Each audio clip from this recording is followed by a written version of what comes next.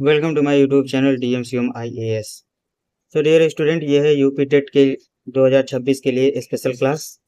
जिसमें हमारा टॉपिक 3 है आज, सिंधु घाटी सभ्यता और वैदिक सभ्यताएं, वैदिक काल। तो पहला टॉपिक है हमारा इसमें सिंधु घाटी सभ्यता, जिसके बारे में हम चल रहे हैं पढ़ने इसमें।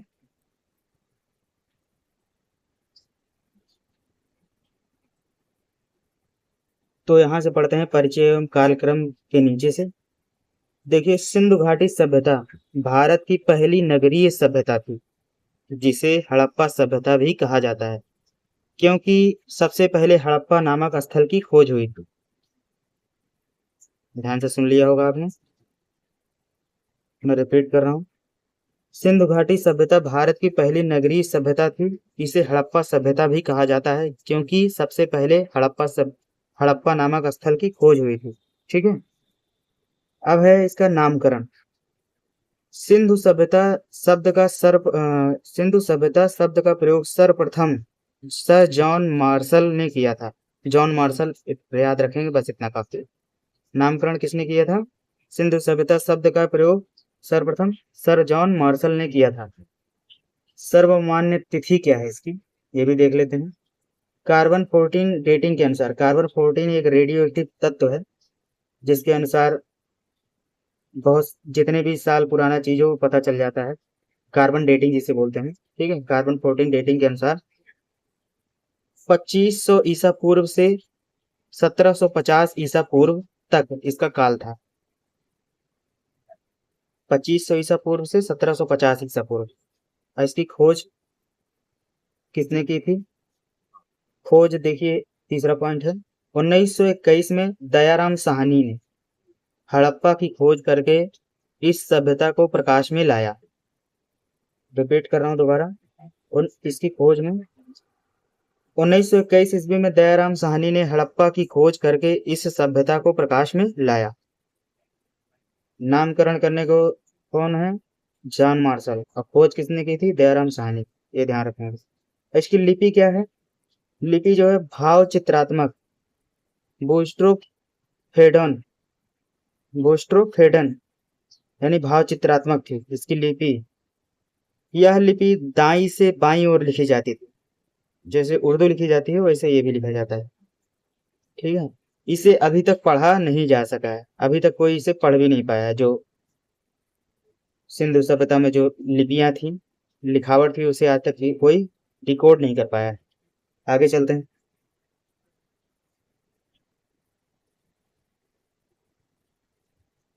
देखिए, भौगोलिक विस्तार इसका दूसरा पॉइंट है। यह सभ्यता त्रिभुजाकार क्षेत्र में फैली हुई थी। इसका कुल क्षेत्रफल लगभग 13 लाख वर्ग किलोमीटर था। त्रिभुजाकार क्षेत्र में फैली हुई है और इसका क्षेत्रफल कितना है? 13 लाख वर्ग किलोमीटर। इसकी उत्तरी जो सीमा है मानचित्र के अनुसार, मांडा जो जम्मू कश्मीर में है, चिनाब नदी के तट पर है। दक्षिणी सीमा,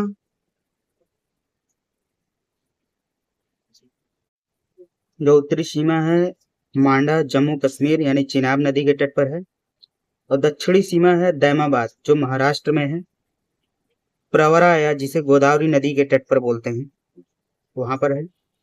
और इसकी पूर्वी सीमा आलमगीरपुर, जो उत्तर प्रदेश मेरठ जिले में है, हिंडन नदी के तट पर। ये बहुत ज्यादा इंपॉर्टेंट है, क्योंकि अपने यूपी का एग्जाम है, तो यूपी के लिए पूछा जा सकता है। और पश्चिमी सीमा जो है सुत कांगेंग डोर, बलूचिस्तान यानी पाकिस्तान में है, जो दास्क नदी के तट पर है। तो ये चारों इसकी जो सीमा है याद रखेंगे, क्योंकि ये मिलान वाले में अक्सर पूछा जाता है। अब आगे चलते हैं।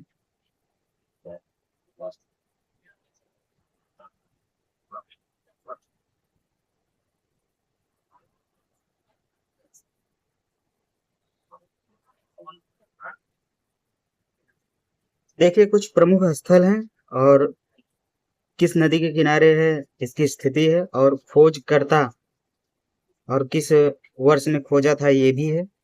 और प्रमुख प्राप्त साक्ष्य यानी उसकी विशेषताएं क्या हैं, इसके बारे में लिखा हुआ है। एक टेबल है, उसके बारे में हम पढ़ते हैं यहाँ पर। देखिए, जो हड़प्पा स्थल है, यह रावी नदी के किनारे है। और पाकिस्तान में पाया जाता है। जो हड़प्पा स्थल है पाकिस्तान में है, रावी नदी के किनारे। और इसके खोजकर्ता जो है वो दयाराम साहनी है। 1921 में खोजा था इसको, इस स्थल को। और यहाँ पे अन्नागार पाया गया था। R37 यानी कि R37 कब्रिस्तान पाया गया था। शंख का बना बैल और स्वास्तिक चिन्ह यहाँ पर पाया गया था। इसको याद रखेंगे। और दूसरा है मोहनजोदड़ो, जिसका अर्थ है मृतकों का टीला। इसकी स्थिति सिंधु नदी यानी सिंध प्रांत यानी पाकिस्तान में। और इसके खोजकर्ता है राखाल दास बनर्जी। 1922 में खोज किया था इन्होंने। और यहाँ पर विशाल स्नानागार जो इसकी मुख्य विशेषता है, विशाल अन्नागार, कांसे की नर्तकी मूर्ति, ये भी एक विशेषता इंपॉर्टेंट। पशुपति शिव की मुहर, ये बहुत ज्यादा इंपॉर्टेंट है। और सूती कपड़े के साक्ष्य यहाँ पर मिले थे मोहनजोदड़ो में।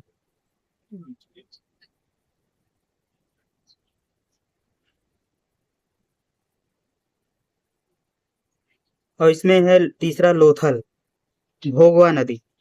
भोगवा नदी जो लोथल जो है भोगवा नदी के पास पाया गया स्थल है, जो गुजरात में है। लोथल भोगवा नदी गुजरात।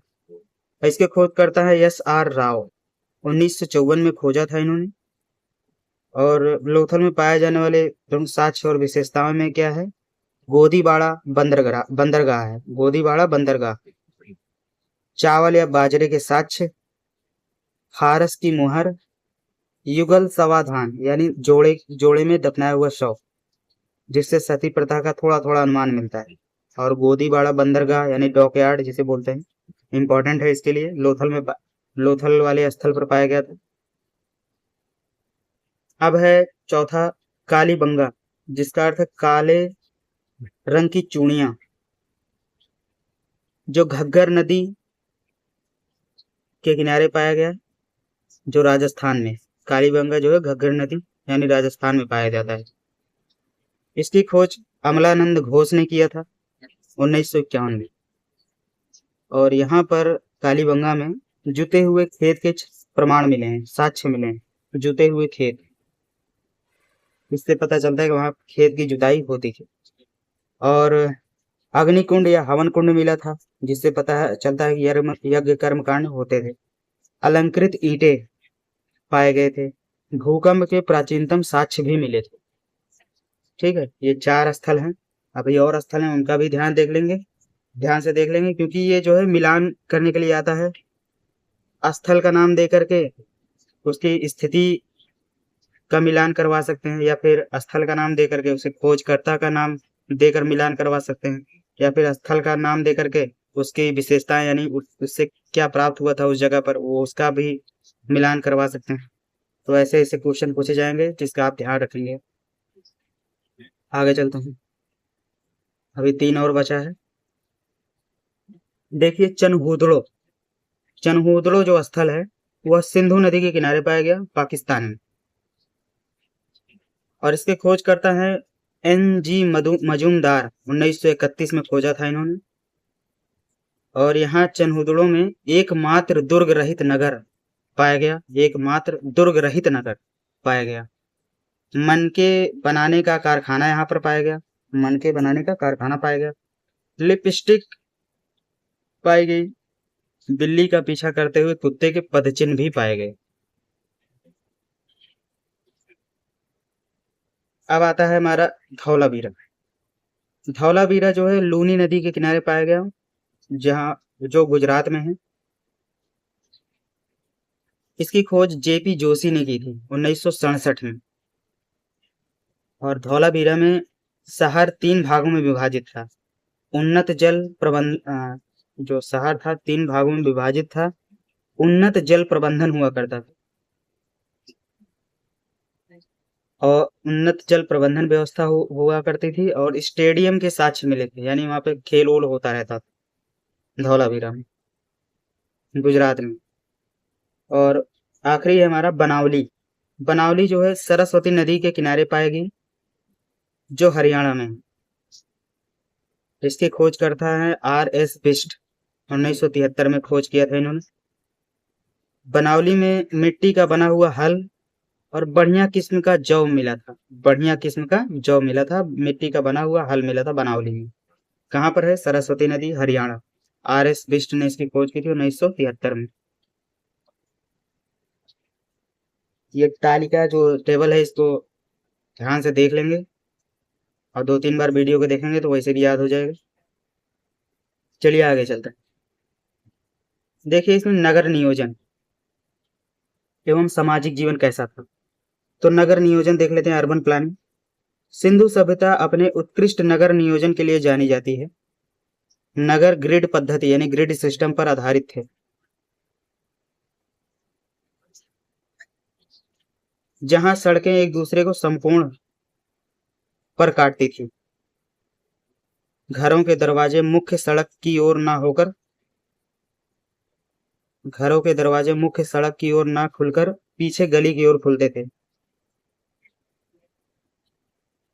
अपवाद है इसमें लोथल। लोथल में इसका उल्टा हुआ। यहाँ की जल निकासी प्रणाली अत्यंत उन्नत थी। ड्रेनेज सिस्टम जो था बहुत अत्यंत उन्नत थी। यानी यहाँ पर मेन होल बनाए जाते थे नालियों में, ताकि कचरा फंस जाए और पानी का प्रवाह निरंतर बना रहे। और जो यहाँ पे जो घरों के दरवाजे मुख्य सड़क की ओर ना खुलकर पीछे गली की ओर खुलते थे, ताकि जो जैसे हाईवे है उस तरफ ना खुला रहे, ताकि किसी अनजान व्यक्ति से सुरक्षा होती रहे, इसलिए पीछे की ओर दरवाजा खुला रहता था। लेकिन लोथल में मेन सड़क की ओर ही खुला रहता था। ये अपवाद है। और यहाँ पर जो सड़क जो है नगर जो ग्रिड प्रणाली पर आधारित है, मतलब आपने सांप सीढ़ी देखी होगी, उसमें जो कोष्ठक है ना, जालनुमा संरचना, सभी खाने जो है 90 अंश की डिग्री पर होते हैं, उसी तरह फिर इसमें नियोजन था। अब आगे चलते हैं, सामाजिक एवं धार्मिक जीवन। देखिए जो सिंधु घाटी सभ्यता की सामाजिक और धार्मिक जीवन था उसके बारे में पढ़ते हैं। यहाँ पर मात्र सत्तात्मक समाज होता था। जैसे खुदाई में बहुतायत में मातृ देवी की मृण मूर्तियां यानी मिट्टी की मूर्तियां मिलने से समाज मातृ सत्तात्मक माना जाता है। ठीक है, यहाँ पे मातृ देवी की ज्यादा मूर्तियां मिली, इस वजह से अनुमान लगाया गया कि यहाँ पे मातृ सत्तात्मक समाज हुआ करता था। और यहाँ पे धर्म जो है इसके बारे में पढ़ते हैं। मुख्य रूप से पशुपति शिव, मातृ देवी, अपृक्ष यानी पीपल और पशुओं कुगड़ वाला सांड की पूजा की जाती थी। पशुपति शिव, मातृ देवी, वृक्ष यानी पीपल और पशुओं जो पशु था कुबड़ वाला सांड की पूजा की जाती थी। यही धर्म था यहाँ पे। और विशेष नोट यहाँ पे स्पेशल नोट्स हैं, देखते हैं इसमें क्या है। हड़प्पा सभ्यता में किसी भी मंदिर के साक्ष्य नहीं मिले, यानी हड़प्पा सभ्यता में कोई भी मंदिर नहीं मिला, कोई भी मंदिर होने का प्रमाण नहीं मिला। और यहाँ पे मनोरंजन क्या होता था, जैसे पासा खेलना, शिकार करना, नृत्य और संगीत, ये सब हुआ करता था। अब इसके बारे में और जान लेते हैं। अर्थव्यवस्था और पतन।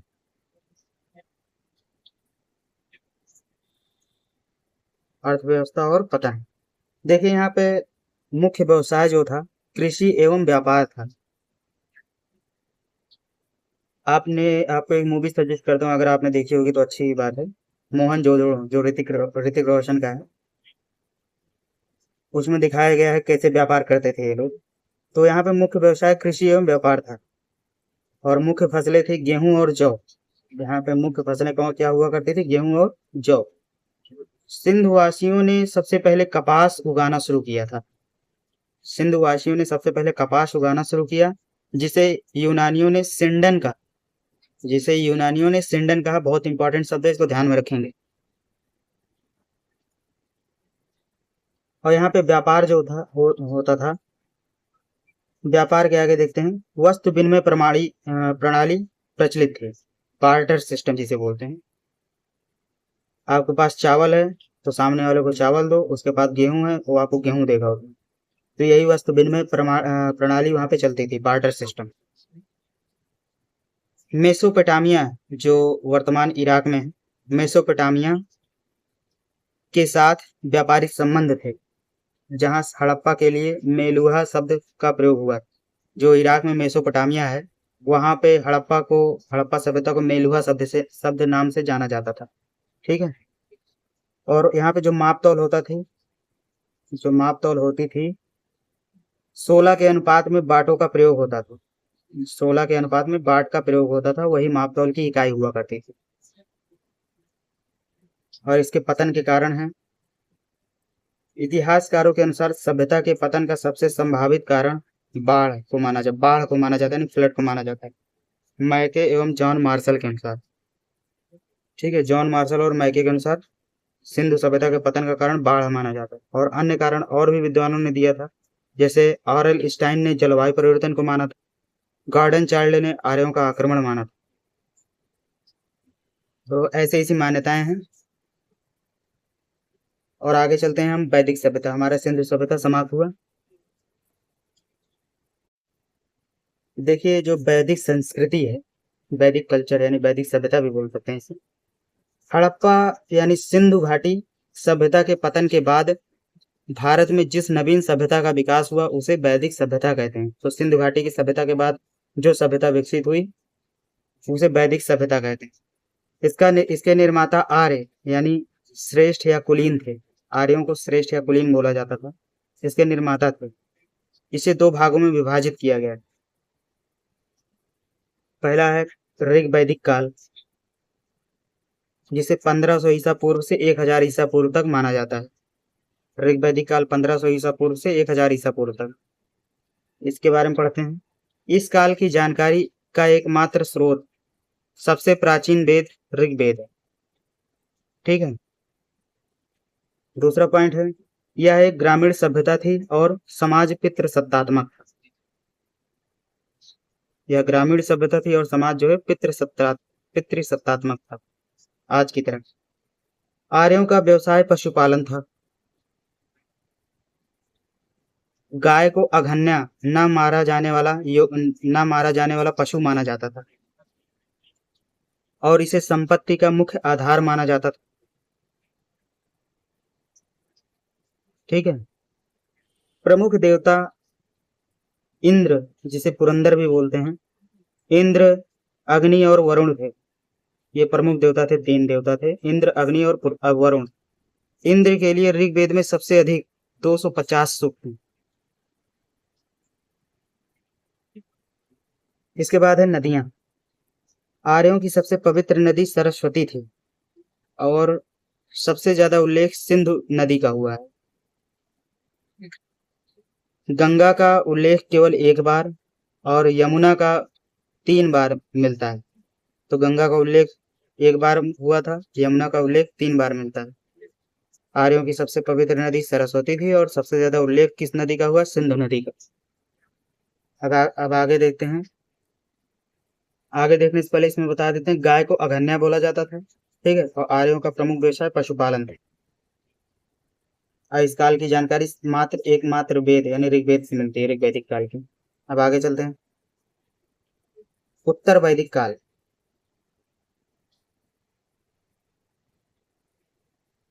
उत्तर वैदिक काल जो है 1000 ईसा पूर्व से 600 ईसा पूर्व तक चला।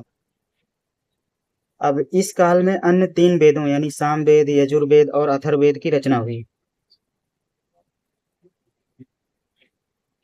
बाकी की तीनों वेदों की रचना इस काल में हो गई थी, सामवेद, यजुर्वेद और अथर्ववेद। सबसे बड़ा परिवर्तन इसमें क्या था? लोहे की खोज। उत्तर वैदिक काल में लोहे की खोज हुई थी, सबसे इंपॉर्टेंट।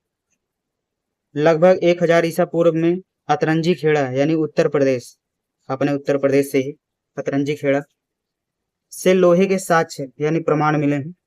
वैदिक ग्रंथों में लोहे को श्याम अयस या कृष्ण अयस कहा गया। लोहा काला होता है ना, तो श्याम अयस या कृष्ण अयस कहा गया। लोहे के मजबूत उपकरणों के प्रयोग से जंगलों को साफ करना और गहरी जुताई संभव हुई, जिससे कृषि मुख्य व्यवसाय बन गया और पशुपालन द्वितीयक हो गया। जब मजबूत धातु आई, इससे पहले कांसे का प्रयोग होता था, तांबा वांबा का प्रयोग होता था, उतना मजबूत औजार बन नहीं पाता था, मुड़ जाता था वो सब चीजें।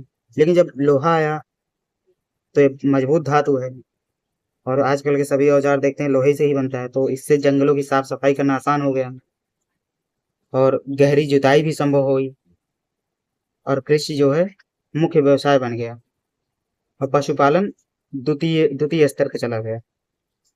यहाँ पे देवताओं में इंद्र का स्थान प्रजापति यानी सृष्टिकर्ता ने ले लिया।